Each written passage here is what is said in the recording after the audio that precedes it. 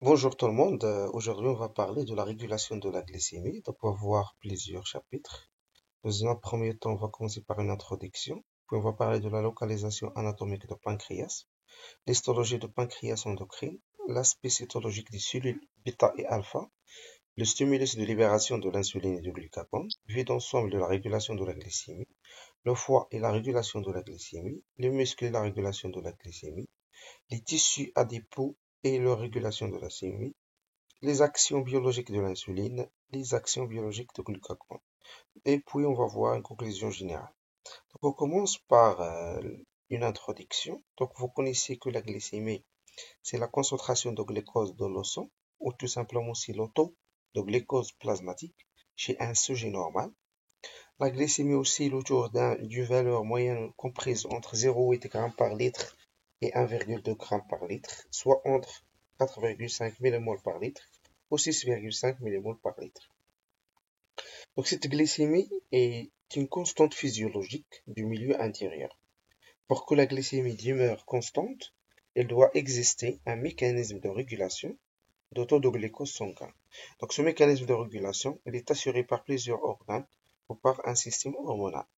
Ce mécanisme d'homéostasie glucidique est assuré par deux hormones pancréatiques. Le premier hormone, donc là, c'est l'insuline. Le deuxième, c'est le glucagon.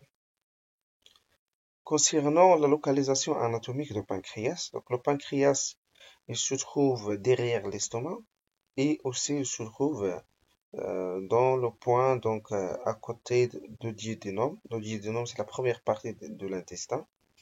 Et donc, on observe ici le pancréas. Donc, le pancréas, c'est un organe qui est très très important parce qu'il a deux activités principales. Une activité exocrine, c'est-à-dire il libère certains enzymes gastriques, c'est certains enzymes digestifs qui vont être utilisés dans la digestion, ou surtout de la digestion au niveau de l'estomac et du duodénum. Et aussi, il a une activité endocrine, c'est-à-dire il libère certaines hormones directement dans l'os. Donc, le pancréas est une glande mixte. Donc, une glande, elle libère les hormones. Il exerce une fonction exocrine dans la digestion et une fonction endocrine dans la régulation de la glycémie. Pour notre cours ici, on va s'intéresser seulement à l'activité endocrine de la glycémie ou de pancréas. Donc, cette activité endocrine, elle est donc dans le pancréas, nous avons certaines cellules au niveau du pancréas qui forment des îlots. On les appelle des îlots de Langerhans. Ces îlots de Langerhans contiennent des cellules alpha et des cellules bêta.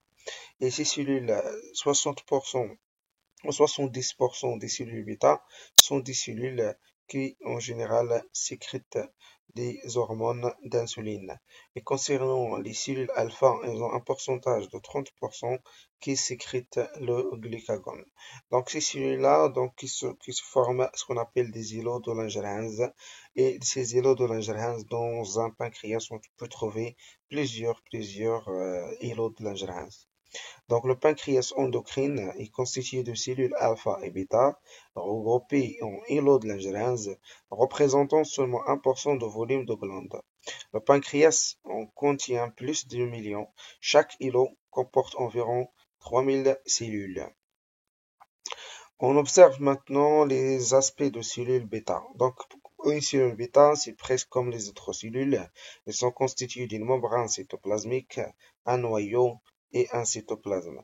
Mais en plus de ça, pour synthétiser des protéines d'hormones, il y a tout un système hormonal et l'intervention de certains organes cellulaires, comme des ribosomes qui permettent la synthèse des protéines, et le réticulum endoplasmique granuleux qui contient certaines structures cytoplasmiques qui s'appellent les ribosomes. Aussi, on peut trouver un appareil de Golgi où il se déroule le balayage de ces hormones sous forme de vésicules. Donc, cet appareil de Golgi, il permet de rassembler toutes les hormones qui sont synthétisées par les cellules bêta. Donc, cette hormone qui est synthétisée ici, elles vont être formées sous forme de vésicule. Une vésicule, elle est constituée d'une membrane et à l'intérieur de cette membrane-là, comme des ballons, par exemple, des petits sacs de petite taille qui contiennent alors à l'intérieur des hormones. Donc ça, c'est la structure des cellules bêta. Concernant la cellule alpha, c'est la même chose. Ils ont aussi cet appareil de Golgi qui permet de synthétiser ces vésicules qui contiennent à l'intérieur des hormones. Aussi, ils ont une membrane cytoplasmique, des cytoplasmes, le noyau, bien sûr. Le réticulum endoplasmique régule qui synthétise des protéines et contient des ribosomes. Et aussi, nous avons ces vésicules de glucagon. Donc ici, ces vésicules-là de glucagon, donc ce sont des vésicules qui sont constituées d'une seule membrane. Et à l'intérieur de ces vésicules, où il se trouve le glucagon. Donc ces cellules-là, elles synthétisent le glucagon et il est stocké à l'intérieur de certains vésicules. En cas de besoin, ils vont être libérés. Donc ici, vous avez un vaisseau sanguin, bien sûr, pour vous schématiser le mécanisme de libération de l'insuline. Donc ici, vous avez ce mécanisme-là. Donc vous avez tout simplement en cas de l'hyperglycémie, c'est-à-dire augmentation de la concentration de glucose dans le sang. Donc dans ce cas-là, il va y avoir directement l'activation des cellules de Langerhans, surtout les cellules bêta, qui vont détecter l'hyperglycémie. Donc après leur activation, directement ces cellules-là, ils vont libérer par le mécanisme qui s'appelle exocytose les hormones de, bien sûr, les hormones se trouvent dans les cellules bêta. Donc ici, si en cas de ces hormones-là, pardon, donc voilà, je m'excuse. Donc ici, vous avez l'activation. Donc puis, vous avez les glandes de l'insuline, ils subissent l'exocytose. Donc l'exocytose, c'est-à-dire la sortie de ces hormones des cellules vers le milieu sanguin directement, parce que ces cellules-là, ce sont des cellules endocrines. Donc les cellules endocrines, donc le mécanisme endocrine, tout simplement, c'est-à-dire la libération des hormones directement dans le sang. Donc ici, il y a des vaisseaux sanguins, comme qu'on a déjà observé dans le schéma précédent. Donc vous avez ici, vous avez l'élo de Langerhans. Donc l'élo de Langerhans, on trouve ici, on observe des vaisseaux sanguins. Donc au niveau de ces vaisseaux sanguins, il va y avoir libération directe de ces hormones au niveau de vaisseaux sanguins. Donc, on commence dans le mécanisme d'exocytose. Donc, l'exocytose, tout simplement, c'est exo, c'est-à-dire à l'extérieur. Donc, la libération de ces hormones vers l'extérieur, directement vers le sang, l'extérieur des cellules, vers le sang. Puis, cette hormone-là, elle va être transportée vers les cellules cibles et les organes cibles qu'on va voir tout de suite. C'est la même chose pour la libération de glucagon. Donc le glucagon, il se trouve donc, il peut au niveau des cellules alpha de Langerhans. Donc ces cellules vont détecter l'hypoglycémie, c'est-à-dire lors de la diminution de la concentration de glucose dans le sang, cette cellule-là, elle va être activée tout simplement après la diminution de glucose.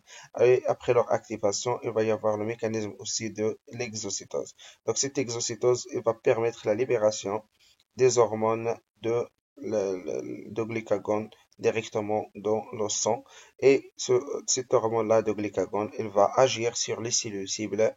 On va voir tout de suite où il agit le glucagon, surtout au niveau du foie, pour libérer tout simplement le glucose et assurer la régulation et bien sûr diminuer cette hypoglycémie et permet l'augmentation de la concentration de glucose au niveau du sang.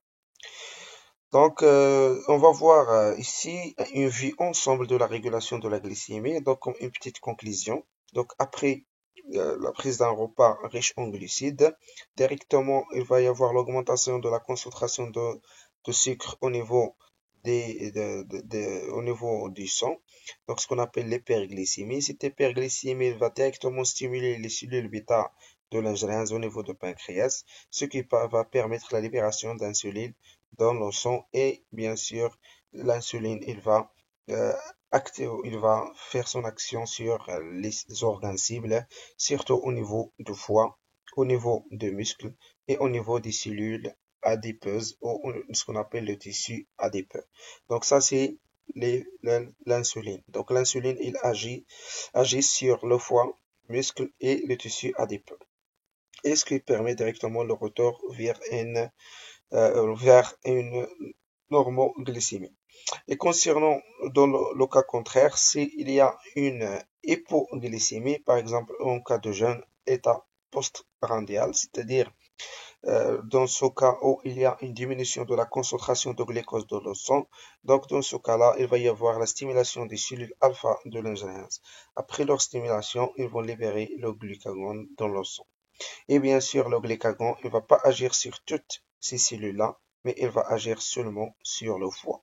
Donc, le glucagon agissent directement sur le foie, ce qui va permettre de maintenir la concentration de glucose dans le sang et le retour vers une normoglycémie. Concernant le foie, on va voir son rôle, le rôle du foie tout simplement dans la régulation de la glycémie, c'est que le foie il possède certains transporteurs au niveau de cellules hépatiques. Donc le foie il est constitué de plusieurs cellules appelées cellules hépatiques. Ces cellules-là, elles ont des récepteurs. Ces récepteurs, on les appelle ou des transporteurs. Ce sont des canaux protéiques qui se trouvent au niveau de membranes cytoplasmiques de ces cellules hépatiques. Elle permet le transport de glucose soit à l'intérieur du foie, c'est-à-dire à l'intérieur de ces cellules du foie, soit vers l'extérieur de cellules du foie. Donc le glucose, en cas d'augmentation de la concentration de glucose de le sang, surtout par exemple au niveau de la veine porte, le sang qui vient de la veine porte, donc il est riche en glucose, et ce glucose-là, il va entrer à l'intérieur des cellules de foie, bien sûr, par ces transporteurs-là. Puis, il va y avoir un mécanisme qui est très important, c'est la synthèse de glycogène. C'est-à-dire, l'insuline, il va participer dans la synthèse de glycogène. Qu'est-ce que veut dire le glycogène? Le glycogène, c'est une molécule qui est constituée de plusieurs molécules de glucose. Donc, c'est une molécule géante qui est constituée, on peut dire aussi, c'est un polymère de glucose. Et ce mécanisme-là de synthèse de glycogène à partir de molécules simples de glucose, c'est ce qu'on appelle la glycogénogénèse. Génogénèse, c'est-à-dire la glyco, c'est la synthèse, génèse, c'est-à-dire synthèse de glycogène à partir de molécules de glucose. C'est ce qu'on appelle la glycogénogénèse. Donc cette glycogénogénèse, elle permet de transformer toutes les molécules libres de glucose en glycogène. Donc la glycémie dans ce cas-là, donc elle devient normale. C'est-à-dire comment l'insuline il intervient dans la diminution de la concentration de glucose, c'est par la formation de glycogène à partir de ces molécules de glucose. Donc aussi l'insuline il stimule la glycogénogénèse hépatique. La capacité de stockage, pardon, la capacité de stockage en glycogène de foie est limitée à 100 grammes. Donc après un repas d'excès de glucose est mise en réserve dans les cellules hépatiques. Donc le foie, elle peut garder presque 100 grammes de glucose. Mais à un certain moment, donc dans certains cas, lorsque notre tissu musculaire et le foie ils sont pleins de glucose, c'est-à-dire il n'y a pas de milieu où on peut stocker encore ce glucose-là. Donc dans ce cas-là, notre corps il va faire des autres réactions de synthèse, c'est pas de glycogène, mais il va synthétiser, il va transformer ce glucose-là en des lipides, en des triglycérides. C'est ce qu'on appelle la lipogénèse. Donc, on va voir en cas de l'hypoglycémie. Donc, s'il y a une diminution de la concentration de glucose dans le sang, donc dans ce cas-là, il va y avoir l'inverse de la réaction qu'on a vue précédemment. Donc, c'est-à-dire le glycogène ici qui va être dégradé sous forme de molécules de glucose pour augmenter la concentration de glucose dans le sang. Donc, c'est ce qu'on appelle la glycogénolyse. Et le glucose, il va sortir du foie vers les cellules cibles ou directement vers le sang. Donc, cette réaction de libération de glucose à partir de glycogène ou la dégradation de glycogène, c'est ce qu'on appelle la réaction de la glycogénolyse qui sont assurées ou activées par les hormones de glucagon. Donc le glucagon, c'est une hormone hyperglycémante stimulant la glycogénolyse hépatique. Donc la glycémie redevient normale dans ce cas-là. Donc le foie, c'est le seul organe qui est capable de libérer de glucose lors de la glycémie. La libération de glucose hépatique permet de maintenir stable la glycémie entre les repas. Donc, on peut conclure que juste après un repas, la glycémie dépend du stockage de glucose dans le foie au cours de la glycogénogénèse. Donc, ce stockage est stimulé par l'insuline. Donc, l'insuline, c'est une hormone hypoglycémiante et entre les repas, la stabilité de la glycémie est assurée par la libération de glucose par le foie. Au cours de la glycogénolyse, cette libération est stimulée par le glucagon. Donc, c'est ce qu'il faut retenir d'après cette partie-là. Donc, tout simplement, vous avez deux hormones antagonistes, l'hormone d'insuline et l'hormone de glucagon. L'hormone d'insuline qui permet la glycogénogénèse, c'est-à-dire la synthèse de molécules de glycogène à partir de molécules de glucose, et le glucagon qui fait l'inverse, il fait la glycogénolyse, c'est-à-dire à partir de molécules de glycogène, il va y avoir la libération de molécules de glucose.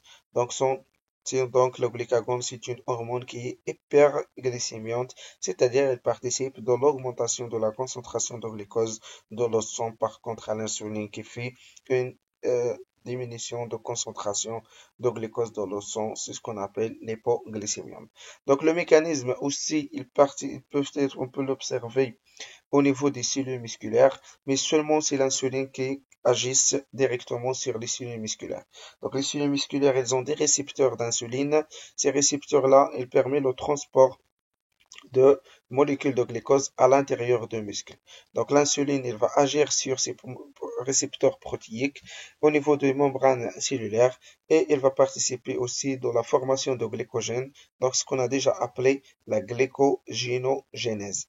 Donc la glycogénogénèse, elle se déroule au niveau des cellules hépatiques et il se déroule au niveau aussi des cellules musculaires par l'intervention de l'insuline. Mais les cellules musculaires, ils n'ont pas de récepteur de glucagon, donc les cellules musculaires, ils ne peuvent pas libérer le glucose. Donc le glucose ou le glucogène qui se trouve à l'intérieur de ces cellules musculaires, il n'est pas libéré une autre fois dans le sang, mais il est utilisé dans le muscle pour synthétiser sa propre énergie sous forme d'adénosine triphosphate, aussi ce qu'on appelle aussi l'ATP. Donc cette molécule elle est riche en énergie, elle est utilisée par les muscles par exemple pour réaliser la contraction musculaire qui nécessite l'énergie, d'où le transfert de la transformation de l'énergie chimique en énergie mécanique sous forme de contraction. Donc la glycémie, elle redevient normale autour de 5 moles par exemple par litre ici. Donc en cas de muscle qui peut utiliser le glucose. Donc l'insuline, il peut diminuer la concentration de glucose dans le sang par le fait de faire rentrer ces molécules de glucose à l'intérieur de muscles. Donc l'insuline, il stimule surtout la glycolyse musculaire. Donc la capacité de stockage en glycogène des muscles est limitée à 400 grammes. Après un repas, l'excédent de glucose est mis en réserve les cellules hépatiques et musculaires. Donc, on peut réserver donc euh, notre corps en cas de l'hyperglycémie, il peut réserver les molécules de glucose sous forme de glycogène, soit au niveau des cellules hépatiques, soit au niveau des cellules musculaires. Donc, dans le cas contraire, s'il y a une diminution de la concentration de glucose dans le sang, donc dans ce cas-là, c'est seulement les cellules hépatiques qui vont être mises en jeu. Donc, tout simplement, ces cellules-là, elles vont libérer le glucose à partir de glycogène, ce qu'on appelle la glycogénolyse, et ce qui va maintenir la concentration de glucose dans le sang. Et le glucose produit est alors consommé par les cellules musculaires au cours de la glycolyse. Donc le foie, donc, c'est le seul organe qui est capable de libérer le glucose lors d'une hypoglycémie. Donc la libération de glucose hépatique permet de maintenir stable la glycémie entre les repas. Donc on peut conclure qu'au niveau des muscles, l'insuline exerce une action hypoglycémiante parce qu'elle stimule l'entrée de glucose dans les myocytes, c'est-à-dire les cellules musculaires, les myocytes, via les récepteurs GLUT4 qui se trouvent au niveau de membranes cellulaires, ou ce qu'on appelle aussi au niveau des fibres musculaires. La glycogénogénèse musculaire, elle est aussi stimulée par l'insuline, et l'insuline aussi stimule la glycolyse musculaire. Les muscles ici n'interviennent que de la régulation de l'hyperglycémie. Elle n'intervient pas directement dans la régulation de l'hypoglycémie, car une fois dans le myocyte, le glucose ne peut plus ressortir. Concernant dans certains cas où il y a donc le foie et le muscle, ils sont gorgés, ils sont pleins de glucose. Donc de ce cas-là, le corps il va pas stocker le glucose sous forme de glycogène parce il n'y a pas de place ou il n'y a pas de assez de, de muscles ou des cellules où il peut faire intégrer ce molécule libre de glucose. Donc, dans ce cas-là, qu'est-ce qu'il fait notre corps? Tout simplement, il fait des autres réactions, des autres voies métaboliques qui permettent la synthèse de d'autres molécules de stockage, c'est les lipides. Donc, les lipides, ils sont construits par notre organisme, par nos cellules, tout simplement, par certaines réactions qui permet la synthèse de lipides à partir de molécules glucidiques. Donc ici, nous avons un exemple d'une cellule qui est adépocyte. Donc ces cellules-là, elles sont capables de stocker le glucose sous forme de lipides. Ici, vous avez une gouttelette lipidique. Vous avez donc les cellules adipeuses.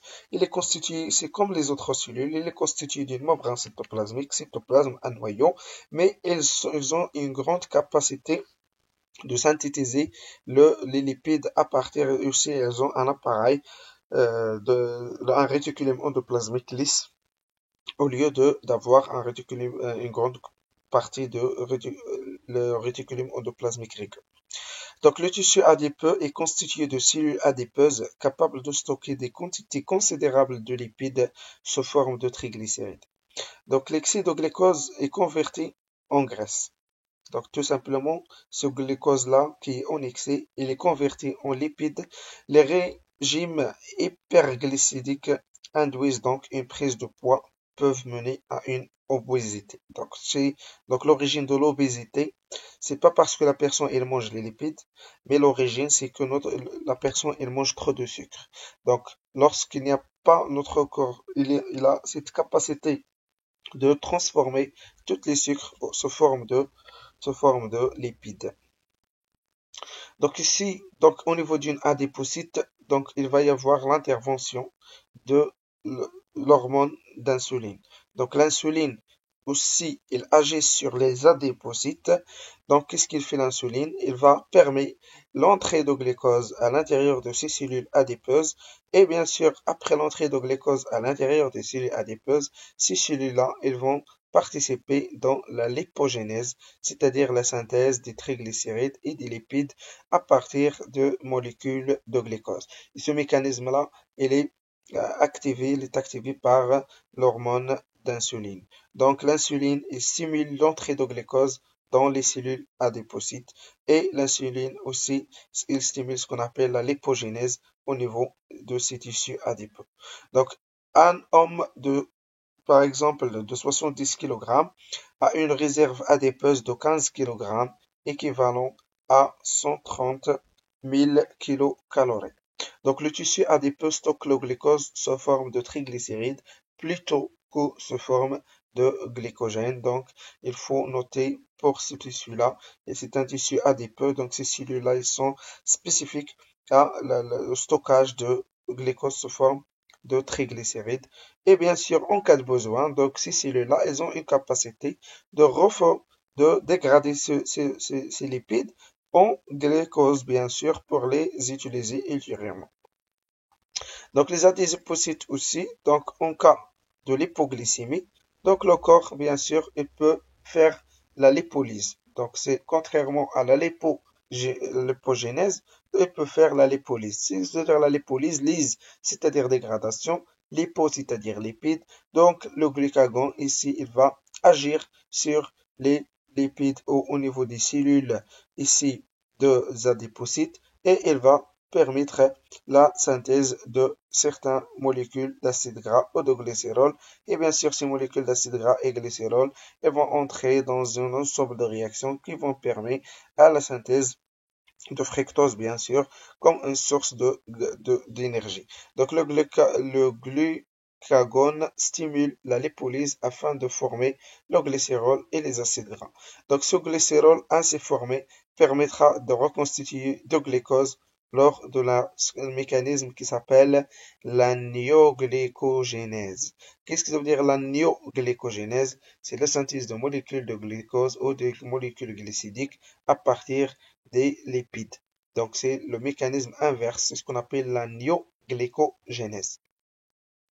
Donc, cette néoglycogénèse, tout simplement, donc, elle permet de synthétiser le glucose à partir des lipides. Donc, les acides gras permettront de fournir de l'énergie aux cellules souffrent de l'hypoglycémie.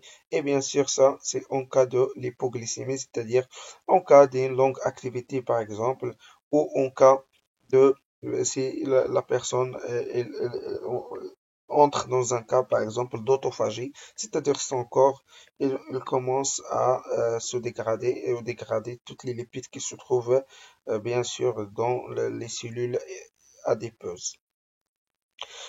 Donc, on peut conclure qu'au niveau du tissu adipeux, l'insuline stimule l'entrée de glucose dans les adipocytes via les récepteurs de GLUT4. La lipogénèse, c'est-à-dire la formation de triglycérides à partir de glucose, tout ça, il est aussi stimulé par l'insuline. Donc, le tissu adipeux, euh, ou ce qu'on appelle aussi l'éponge, excède le glucose sanguin en stockant sous forme de triglycérides. Donc, au niveau du tissu adipeux, le glucagon stimule la lipolyse, c'est-à-dire l'hydrolyse des triglycérides en acides gras et en glycérol. Donc, l'effet hyperglycémiant de glucagon n'est pas immédiat puisqu'il nécessite la transformation de glycérol en glucose lors de la néoglycogénèse ou la néoglycogénèse. Donc, ici, vous avez un résumé de l'action biologique de l'insuline. Donc, l'insuline, elle a 4 actions.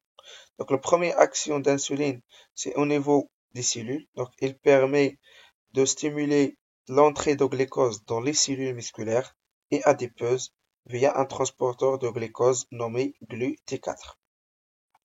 L'insuline aussi, elle permet de transformer les molécules de glucose en molécules de glycogène. C'est ce qu'on appelle la glycogénogénèse.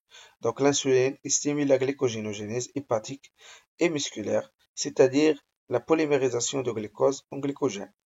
Aussi l'insuline, ce glycogène, c'est un polymère de glucose. Aussi l'insuline, il permet de former l'énergie ATP sous forme au niveau des cellules musculaires. Donc l'insuline stimule la glycogénolyse hépatique et musculaire, c'est-à-dire la dégradation partielle de glucose en ATP. Et bien sûr, l'insuline, elle permet de transformer certaines molécules de glucose à l'aide d'un ensemble de réactions et les stocker sous forme de triglycérides au niveau des tissus hépatiques. Pardon, c'est pas des tissus hépatiques, mais au niveau des cellules, au niveau des adipocytes. Donc l'insuline stimule la lipogénèse au niveau des adipocytes, c'est-à-dire la conversion de glucose en triglycérides. Donc les triglycérides sont des lipides constitués de glycérol et de 3 chaînes d'acides gras. Donc voilà le rôle de l'insuline. Concernant le rôle de glucagon, donc le glucagon, il fait l'inverse de l'insuline, c'est-à-dire il fait ce qu'on appelle la glycogénolyse. Donc cette glycogénolyse, elle permet de dégrader les molécules de glycogène en glucose. Donc le glucagon stimule la glycogénolyse hépatique et musculaire, c'est-à-dire l'hydrolyse de glycogène en glucose, mais seulement au niveau du foie où il y a libération de ce molécule de glucose dans le sang. Par rapport aux cellules musculaires, ce glucose qui est libéré d'après le glycogène, il va être utilisé sur place, c'est-à-dire au niveau des cellules musculaires. Aussi, parmi les actions biologiques de glucagon, donc elle permet de la dégradation de triglycérides en glycérol et acides gras, ce qui va permettre tout simplement la synthèse de certaines molécules de glucose ou de fructose, du sucre, à partir d'un mécanisme qui s'appelle la néoglycogénèse. Donc, le glucagon stimule la lipolyse au niveau des adipocytes, c'est-à-dire l'hydrolyse de triglycérides en acides gras et glycérol. Et aussi, le glucagon, il permet donc ce qu'on appelle la néoglycogénèse, c'est-à-dire la formation de glucose à partir de ces molécules de glycérol et des acides gras. Donc le glucagon stimule la néoglycogénèse au niveau du foie, c'est-à-dire la formation de glucose à partir de substrats non glycidiques comme le glycérol et les acides aminés. Donc, comme conclusion générale, donc, si il y a une très grande concentration de glucose dans le sang, donc on parle d'une hyperglycémie, donc en cas d'une hyperglycémie, donc il va y avoir l'intervention d'hormones d'insuline. Donc l'insuline, il va stimuler les cellules hépatiques, les cellules du foie, les cellules musculaires, les myocytes, et les adépocytes, c'est-à-dire les cellules de tissu adipeux. Donc cette insuline, elle va permettre pour le foie d'incorporer des cellules de glucose sous forme de molécules de glycogène. C'est la même chose au niveau des muscles. Et pour les cellules adipeuses, donc il va participer dans la transformation de ces molécules de glucose en, en lipides au niveau en triglycérides au niveau de ces cellules. Et concernant en cas de l'hypoglycémie, c'est-à-dire diminution de la concentration de glucose dans le sang, donc il va y avoir une nécessité de augmenter le nombre de molécules de glucose dans le sang. Donc ici, c'est seulement le foie qui va mettre en jeu, donc seulement le foie qui va libérer le glucose de le sang. Donc, il va y avoir tout simplement la glycogénolyse de glycogène pour donner des molécules de glucose. Et ces molécules de glucose, elles vont être libérées dans le sang et libérer la glycémie. Bien sûr, le glucagon, il va agir sur le tissu musculaire, il va agir sur le tissu adipeux, mais ces tissus-là, musculaires et adipeux, n'ont pas la capacité de libérer les molécules de glucose dans le sang. Donc, la glycogénolyse qui se déroule au niveau du tissu adipeux et au niveau des cellules musculaires, elles vont être utilisées seulement à l'intérieur de ces cellules et même les glucoses qui vont être libérées vont être utilisées au niveau de ces cellules et n'est pas ailleurs, ils ne sont pas libérés à l'extérieur, c'est-à-dire au niveau du sang. Donc c'est seulement le foie qui peut assurer cette régulation et augmenter le nombre de molécules de glucose dans le sang. Donc, nous avons atteint la fin de notre leçon. Merci pour votre attention. N'hésitez pas de poser vos questions si vous avez des questions. Merci.